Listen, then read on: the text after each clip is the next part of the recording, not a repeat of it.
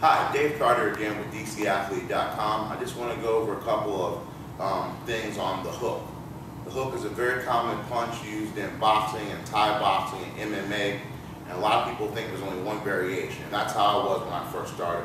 But as I started boxing more and more, I spent a lot of time in a professional boxing gym, I learned there's tons of different variations. So we're going to go over a couple of those now. Now, a basic hook just means your arm is bent at an angle, and usually you're turning in here and here. And most people like to do the tight hook a lot when they're just going a few inches from their face, as you can see. I don't like that hook because it basically means that if I'm throwing this hook, that means me and that guy are this far apart, we're face to face.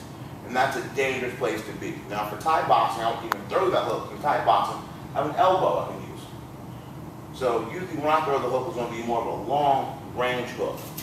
And you can just set something up. Primarily we're going to go into real quick setting it up for a leg kick for Thai boxing. That's what we'll start with. So for Thai boxing, if I'm throwing that hook right here, number one, why wouldn't I just use the elbow? And number two, how am I going to throw that hook and come back with like a knee or a kick or something? Because usually in Thai boxing, we use the strongest weapon, so my leg. So when Thai boxing, when I'm throwing the hook, I usually like to bring it out nice and long. That way I have plenty of room to step into my kick. So if I'm here, I want a nice long hook. And now we go thumb up, thumb in, or for the long hook, I even go thumb down sometimes. That way I'm still making contact with the knuckles, some kind of corkscrewing. So I'll hit with the hook, and then I'll come back with the kick. Another one is like a slap hook. Just to get the guy's attention up high real quick, where I don't even try to really drive knuckles behind it. I just kind of open my palm in with my glove and just kind of slap him with it, and then come for a kick on the opposite side, or even I'll slap him up high and I can go for a kick right to the body, because now that I've got attention, he's up here blocking, boom, that body shot is nice. You can either go like hook here and then kick him in the body, or I can go hook here and then kick low on the opposite side. So I'm either going here and then boom to the body, or here and then on the opposite side, usually low to the leg. Like to keep switching between my high and low. Do the same thing with the opposite, where I can come with a right hook, and then once his hands are up, come with a right kick, or go the right kick and then come off with the left kick to set it up. Now, for the closer hook, so we got our long, we have a short tight hook, which a lot of people throw. We have that longer range hook. Next is the body hook. One thing I don't like seeing, or see a lot of people do the body hook here, leaving the chin way up. Usually dropping both hands like so, and with almost no pivot. I'm going for that body hook, I like to drop down and get the same level, so that when I throw my head hook, I want this blocking, or this parallel to the ground. I want this drop. So I'm opening up that path to my face. I want it here. So as I'm going here for a hook, or even here, here, here, all those hooking dynamics, all based on your shoulder, your wrist. We'll get into that later. But when I throw that body hook, I want to drop with it.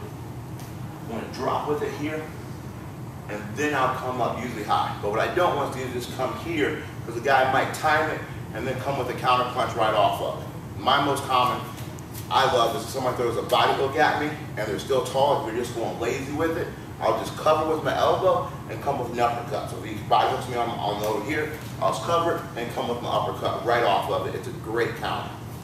So to avoid that counter, make sure your head's low, boom, and also it's great if you both are in kind of like a flurry where both guys are punching at the same time. If we're both flurrying right here, and then I go drop, I'm leaving my head wide open. But if I go boom, boom, and we're both punching at the same time, and I drop and go low, his punch is going to go over my head. So it's going to be a lot safer, and now put my shoulder behind it a lot more, versus here, I'm going to lose some power. But here, I can really turn and dig in. And once again, thumb up, thumb in, up to you, or even thumb down. That's depending on you, your shoulder, your wrist, and your morphology. I hope this helps. These are just a couple things about the hook. The biggest common thing I see is people going here. Oh, and the last one, I'll just go on, is just the range. A lot of people will throw a nice jab, cross, and then practice or shadow box that tight hook. So I'm going one, I'm going two, why do I throw that short hook? Because Because if you're not connecting here, you're not clicking here, then that's not going to work. So if I want long, I got to go 1, 2, 3, keeping it nice and long, and 1, 2, 3. And you'll notice I don't pull from back here. I'm 1, I'm 2, almost like I'm throwing a jab. I just turn. So I'm hands coming out and I'm turning on. So I'm going 1, 2, hands coming out and I'm turning. 1, 2, turning, boom, like so. Same thing with my slap hook. I just, boom, just kind of turn on it, but I don't bring it, and I'm not going 1, 2, or open myself up. It's just too long, too slow, too easy to get counted. So we have the jab, cross, hook, fall, whatever you want.